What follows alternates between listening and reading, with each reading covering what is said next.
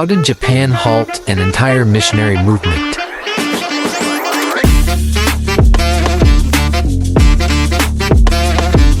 In 1925, Eric Liddell started his work at the Anglo-Chinese College in Tianjin, China, teaching science and track and field based on his experience as an Olympic gold medalist. He also preached at local congregations and churches. Then, in 1937, he moved to the rural town in the Hubei province, and there he worked at a mission station with his brother and Dr. Kenneth Reese. He served as an evangelist, a medical assistant, and he continued his work in Bible teaching. He would often go by bicycle or by foot to remote villages in order to share the gospel and distribute Christian writings. But all this was interrupted in 1941 when the Sino-Japanese War had extended into Tianjin, and Liddell was arrested and spent the rest of his life in an internment camp, separated from his family that was awaiting him safely in Canada.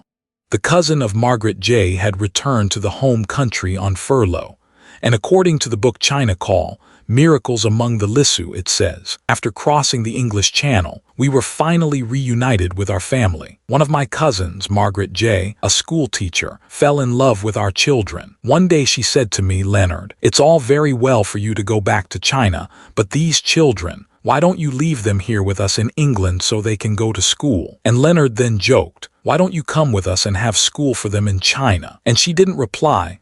But Margaret was with them and attended a meeting where the renowned English preacher Donald G. gave an impassioned plea for giving their lives over to the Lord. And that was a turning point in Margaret's life. And soon after, she came back to them and said, "I'm taking you up on that invitation. I'm going with you to China to teach your children," to the amazement and surprise of Leonard and his family. After furlough, Margaret went back with them. That was 1936, and the Sino-Japanese War began in 1938. A letter arrived to Margaret. She wrote that one day they had heard the drone of approaching planes. The children ran outside to watch 9 silver planes flying through the air, and what came as amazement over the sight of these planes then turned to fear as bombs started to fall. Sirens wailed, and everyone had to run for cover. When the attack ended, they thanked God that no bomb had fallen near the school, although other parts of the city in the Yunnan province had suffered a lot of destruction. While Margaret was serving in Yunnan, before the Japanese had taken over, she was respected as Miss J in class and loved by all the students as Auntie Margaret outside class. She taught the 3 R's and involved all the children in learning to play the pump organ, piano, paint with watercolors, write poetry, act in plays, read and appreciate good literature as a little one-room international schoolhouse.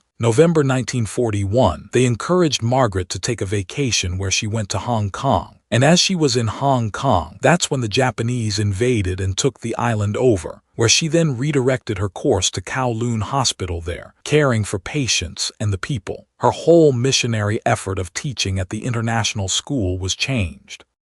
Then you have Ernest Stanley, who was an Englishman, and he decided that he was going to go to Japan to serve as a missionary.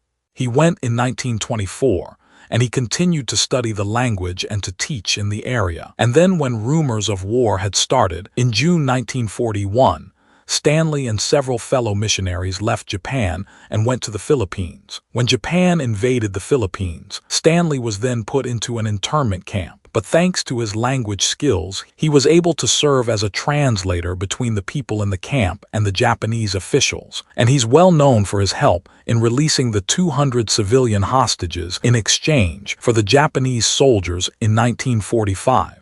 Russell and Darlene Diebler had gone to serve as missionaries after being married in 1937. They moved and worked for 4 years in Dutch New Guinea, now part of Indonesia, and they had begun reaching out to the unengaged and unreached peoples of the interior mountains of Papua. And they had gone through a lot of difficult situations, finding their way through the trails to these places, and had just begun to open up the gospel to these people who were crying out for the gospel to be preached more.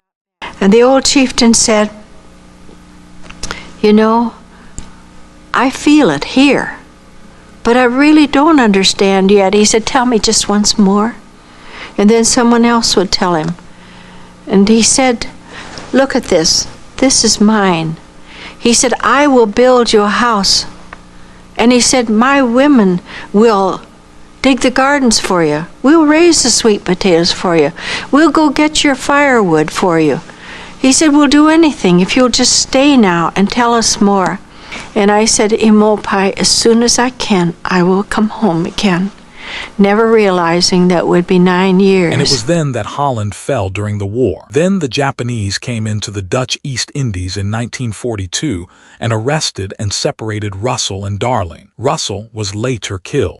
In the internment camp, Darling was able to survive while ministering to the people there. So what we have here is example after example of missionaries who are on the field in different places in Asia, and as a result of the Japanese invasion, they were redirected into internment camps. Eric Liddell, Darlene Diebler, and so many others. The number of people who were involved, the estimates put the total Allied civilian internees of the Pacific and Southeast Asia at 130,000. And of course, there were many missionaries who were serving in these countries that had their minds set on reaching these various peoples. And immediately, their whole entire missionary operation, their whole future, was changed as they were then put into these internment camps where they suffered greatly. And yet, despite their suffering, they continued to serve the people around them, and to help, and to pray for them, and to minister to them, even bring them out of their captivity. So we have this kind of forgotten missionary era, where it was a result of a world war that put all of these missionary efforts on hold. But it did not stop the spread of the gospel. It did not stop the kingdom work. It did not stop the missionaries, as they merely redirected their efforts, but continued their ultimate aim to see the God of all glory continue to be glorified.